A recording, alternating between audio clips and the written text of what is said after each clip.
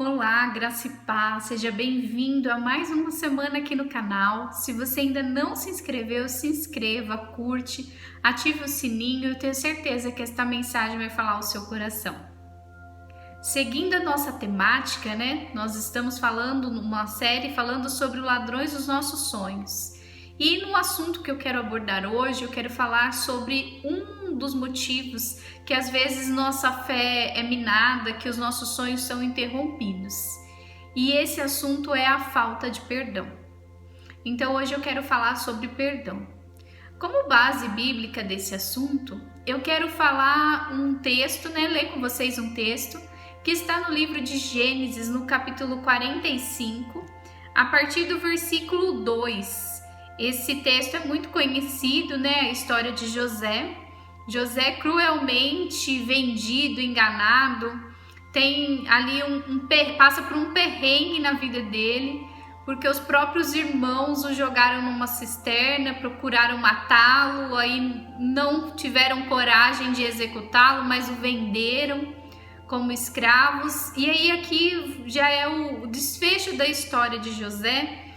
No capítulo 45, versículo 2 do livro de Gênesis diz assim: Assim ficou a sós com seus irmãos e lhe revelou sua identidade. José se emocionou e começou a chorar. Chorou tão alto que os egípcios ouviram, e logo a notícia chegou ao palácio de Faraó. Sou eu, José, disse a seus irmãos. Meu pai ainda está vivo? Mas seus irmãos ficaram espantados ao se dar conta de que o homem diante deles era José, e perderam a fala.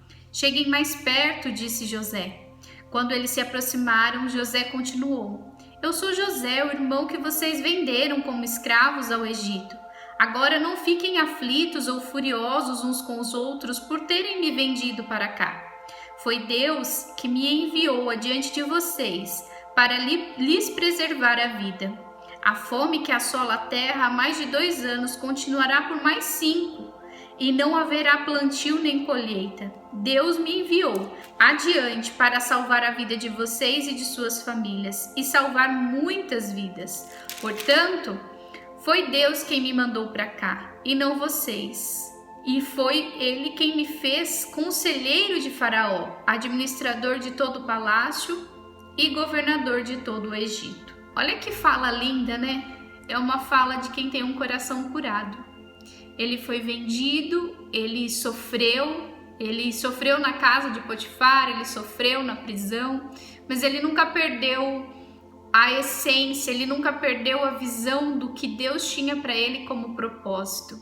Ele até atribui a Deus aquela situação, ele fala: não foi vocês que me mandaram para cá, foi Deus. Ele vê Deus mesmo numa situação em que causou dor e sofrimento para ele. É isso que o perdão causa no nosso coração, é isso que o perdão traz ao nosso coração. Quando nós perdoamos, nós enxergamos até no meio da dor um meio de Deus nos favorecer. Mesmo os irmãos tendo traído ele viu o favor de Deus sobre a vida dele, mesmo diante de uma traição, mesmo diante de uma injustiça. Eu não sei o que você está passando, talvez você está deixando seus sonhos morrerem porque alguém foi injusto, porque alguém te traiu, porque alguém te enganou, porque alguém te passou a perna. Mas faça como José. José viu Deus, mesmo nos momentos de aflição. Ele atribui aquela situação toda como um plano de Deus para que ele fosse colocado na posição em que ele precisaria estar para o momento oportuno. Talvez todo esse tempo difícil que você está passando é Deus permitindo para que você esteja no lugar perfeito, no lugar certo, em tempo oportuno. Perdoar, ele não é uma opção. Perdoar é uma questão de obediência. É mais do que um desejo. É uma obediência e uma decisão. Perdoa quem se decide perdoar. Ninguém acorda pensando: nossa, hoje estou com vontade de perdoar aquele que me feriu. Não, nós decidimos e decidimos por obediência. A palavra do Senhor diz em Mateus, no capítulo 6, no versículo 12, na oração do Pai Nosso, enquanto os discípulos pedem ao Senhor, nos ensina a orar. Jesus no versículo 12 disse assim: perdoai as nossas ofensas, assim como nós perdoamos aquele que nos ofende. Jesus está dizendo assim: olha, eu perdoo tudo, mas existe uma condição. Às vezes o Senhor tem perdoado nós de tantas coisas e o Senhor nos perdoa. Fazemos coisas que entristecem o coração de Deus e Ele nos perdoa. E às vezes alguém por coisas muito menores, nós ficamos com o coração endurecido. Mas existe uma condição para receber o perdão de Deus. Como eu acabei de citar, o livro de Mateus, na oração do Pai Nosso, diz assim que o Senhor nos perdoa à medida que nós perdoamos. Então, perdoar, ele é uma decisão baseada em uma obediência, que é a condição de também sermos perdoados pelo Senhor. Eu costumo dizer que a mágoa é como tomar um copo de veneno, esperando que o outro morra.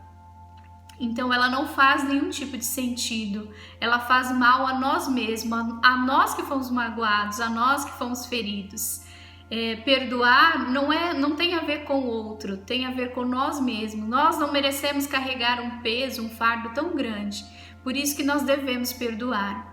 Esta é a mensagem que eu tenho para você hoje. Eu creio que Deus vai falar ainda mais ao seu coração. Perdoar não é amnésia, mas é falar sobre aquele momento, é lembrar daquela situação e aquilo não gerar mais dor nem revolta. Perdoar é andar acima dos ferimentos. Perdoar é saber que mesmo o momento difícil, como foi de José, não foi fácil para José ter vivido tudo isso que ele viveu, mas ele enxergou um propósito de Deus, mesmo em meio aos dias difíceis que os próprios irmãos lhe proporcionaram. Ele viu a mão do Senhor, mesmo naquilo que era para vir matá-lo, para vir prejudicá-lo, para vir feri-lo. Os irmãos não estavam ali querendo promover ele para o sonho dele, os irmãos estavam querendo se livrar dele, mas Deus usou essas atitudes dos irmãos dele para promovê-lo. Que nós possamos aprender a usar esses momentos difíceis que têm vindo contra nós para vivermos a promoção de Deus. A promoção de Deus, às vezes, ela vem numa embalagem que não tão amistosa, não tão saborosa, gostosa de se ver, de se viver. Mas é preciso, é um processo. Que eu e você possamos aprender, assim como José, a entender que até nos tempos difíceis, até nas injustiças, nós possamos ver a mão de Deus e sermos perdoadores. Essa é a mensagem que eu tenho para você hoje. Que Deus te abençoe e até a próxima quinta-feira.